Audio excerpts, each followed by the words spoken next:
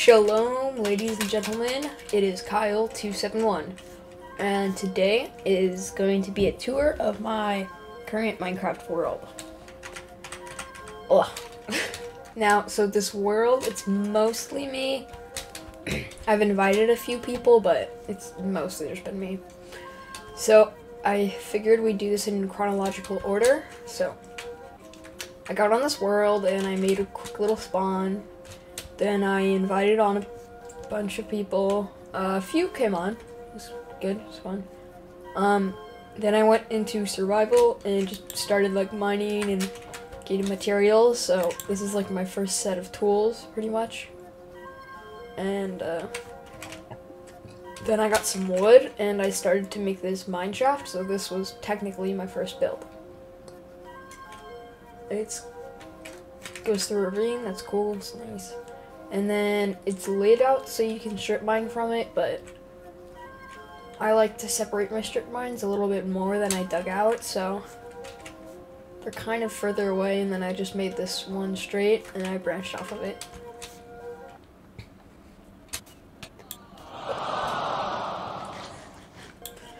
Alright, well, now we're back at the top, so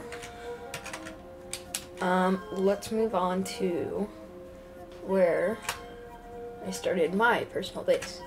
So I was looking around for places just to like build a quick base, and I came over to this mountain and I thought it looked cool. Flower forests are my favorite biomes.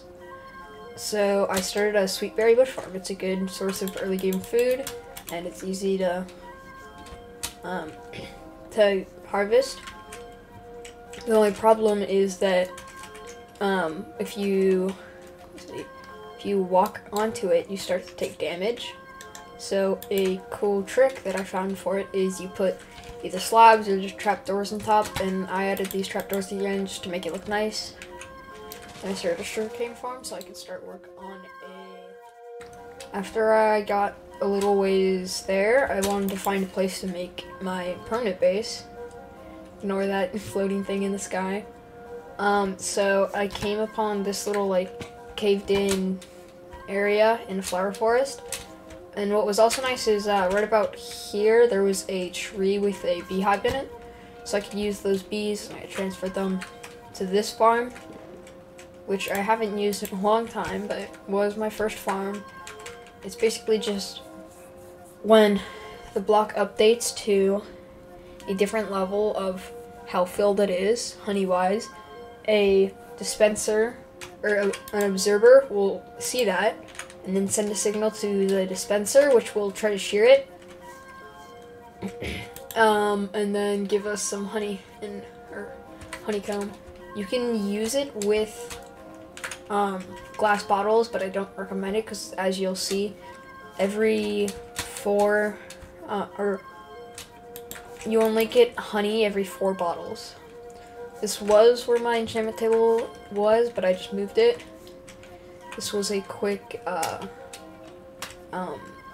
fishing farm. I just refilled it, so it's nice. I haven't completely finished this one. And I made a little storage thing up here. Alright, then later I wanted to make an iron farm so I could work on some stuff. So I got these villagers, or I got 2 villagers, and then I bred them. So now it's that amount. I have moved some to other places, as you'll see in 1 second. So another one of my more significant farms is over here, and it is a iron farm. You're supposed to build these in the sky, but I just wanted to try building one on the ground, and now I see why they say that, because it has a few problems, but I think I've fixed most of them.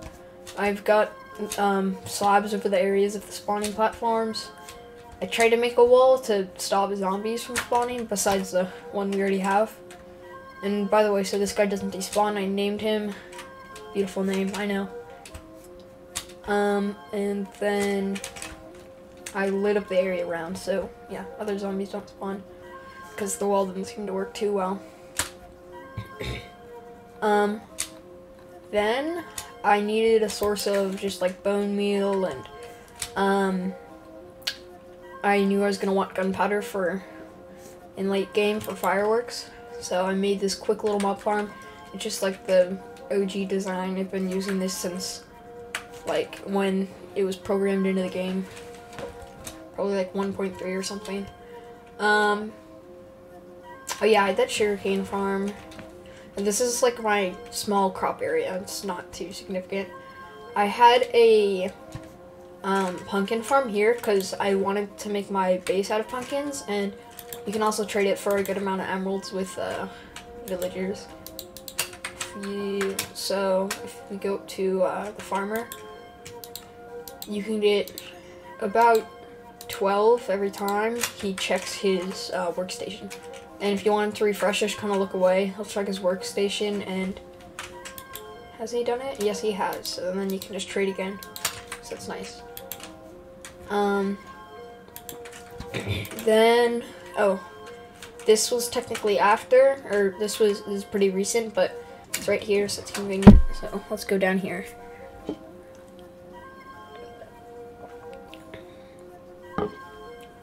So this is a slime farm, and it kind of took me a while to make. I did not use a beacon because I'm dumb.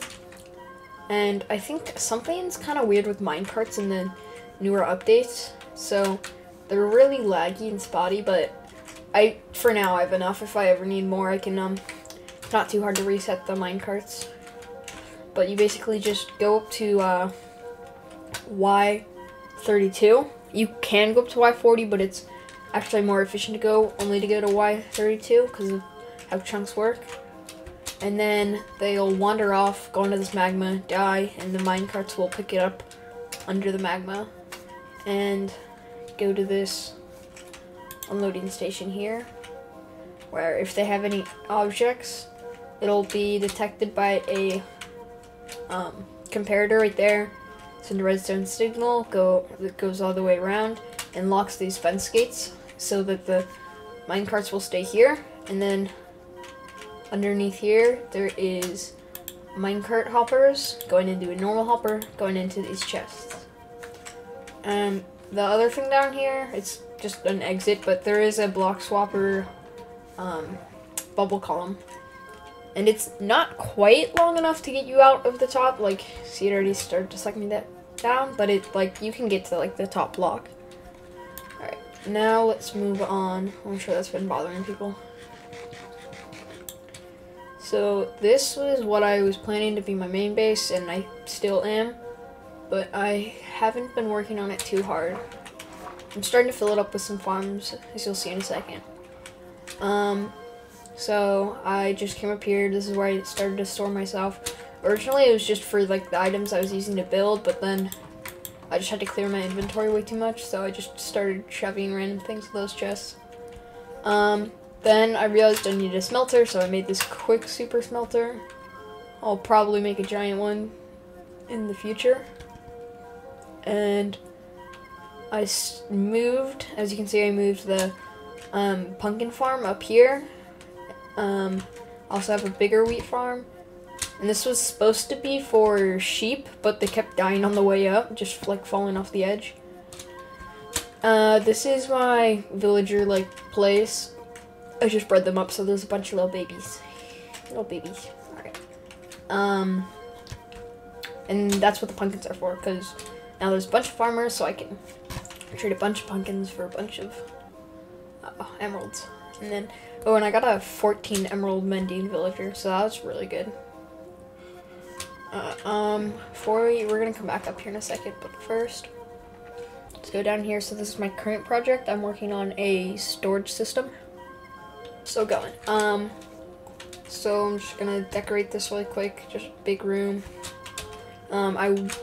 Hopefully I'll redstone automate it.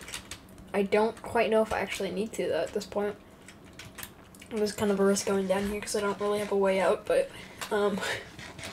this is my hasty beacon. I'm not gonna drop down there, but it's full. And this is a little sanctuary place I was gonna add underneath. I got some vines, but I never put them in here, so. Alright, now let's see if we can get out of here. without dying. So now we're in the Nether. This was just where our base was. This is that little cave base we had. Over here is spawn. And so then well, actually the reason while I was on vacation over Christmas, I saw this design for a wood farm and I really wanted to try it out. So this is why I reset this world. So, and I'll show you in a second. This is a little like boat thing. I think it's the fastest way to travel in the game combined with the Nether. So if we go in here, we'll see I have this tree farm, and you just kind of stand on the lip right here, and you can mine out. Oh wait, I forgot. Sorry, you need these in your offhand for it to work correctly.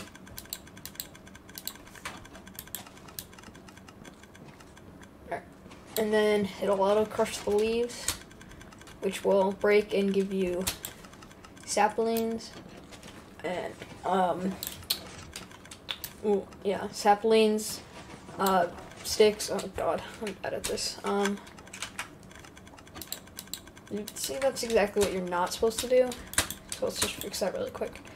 What you're supposed to do is aim for the top of the block, but don't go out of the. Make sure that outline's still on there, just like that. That way it won't hit the the fence gate like I just did, and it'll go the highest that the blocks will spawn. Alright. And then we also have this, which is a skeleton farm. Right now it's not powered because I'm not close enough to the spawners, so I just use my alt when I need to run this. But basically, skeletons will drop down on half a heart. The trapdoors were open, not long enough for them to hit me or the wolves, but the wolves can hit them, which means we get XP and we don't have to hit or aggravate anything.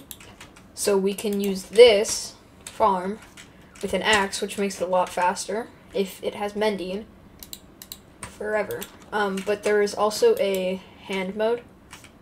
So we can just go like this. It's a lot slower. It doesn't give you strip wood, but yeah. So then I made this little storage silo down here.